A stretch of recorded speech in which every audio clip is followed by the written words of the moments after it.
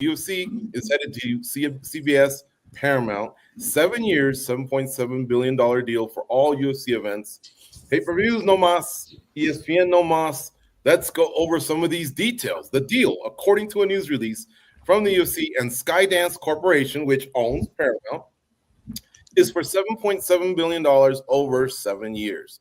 The UFC's annual 13 pay-per-view events, plus an additional fight night, 30 of those will stream on Paramount Plus, its streaming platform. Additional events will be broadcast live on CBS as well as, on CBS, which is Paramount's flagship network. The days of the UFC United States-based consumers purchasing pay-per-view events at $80 a pop is over. So a lot of people in the United States are pretty happy about that.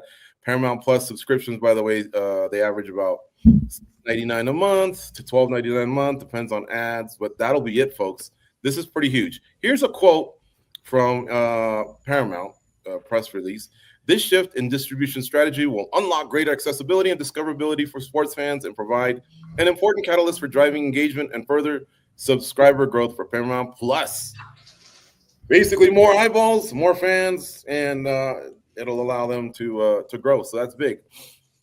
The UFC's broadcast rights deal with ESPN ends at the end of this year. ESPN had paid an average of $500 million annually for 5 years. I got more stuff to read here, but let's get some initial reaction from the stars of the show, the panel.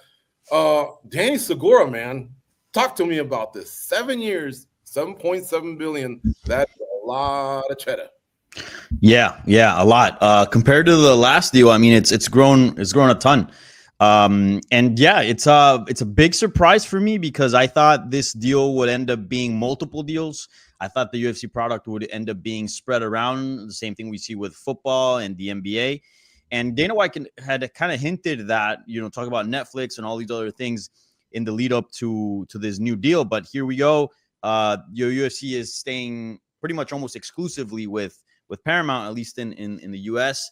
And that was a bit surprising. But overall, I think this is a good thing. This is more money. This kind of speaks on the growth of the UFC, which is in correlation with the growth of the sport. And I love hearing you say, Gigi, the end of pay-per-views. This is pretty sweet, huh?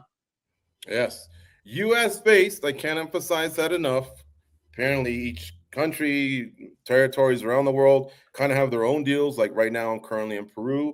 They're on Disney Plus, but looks like Paramount will have like a 30-day window where they can exclusively negotiate and figure that out. So many other countries, you'll have to see what your new plan will be. But for the US-based audience, this is very big, because we pay monthly for ESPN Plus, and then we still got to pay another $80 for the pay-per-view. I mean, it's a lot. And granted, ESPN is the sports leader, but a lot of people were not too pleased with that. Dan, you're based in the US. What are your thoughts? Think of it as talk to me as a fan, obviously, first. We have different ways of, the way we cover the events because we're media. But most fans have to pay out the ass, man, for a lot of the UFC product. Yeah, I'm curious about that. As a fan, I'm curious because I'm one of those people who finally cut cable and cut every thing possible outside of apps I need for work, basically. And times are tight for, myself and many out there in this country. So I'm curious, as far as is it do you have to get another cable deal or can you get access to all the CBS network shows, which again, they didn't mention Contender Series or Tough, but as far as the 40, the however many 43 event schedule, including, pay-per-views, which are now PLE, about 13 of those premium live events. Do we get all those via an app? Or do we have to, get suckered back into our evil cable network promoters? How are they going to be able to solve this? I imagine the app will be able to solve it. And I would hope the app would be something, able to do for other markets, though. I've been told, markets like Mexico and whatnot, Paramount doesn't really do business there. So how is that going to go? Canada, it's still the same for them. But yeah, as far as the fan perspective in the US goes, it mainly comes down to dollars and cents. And that's what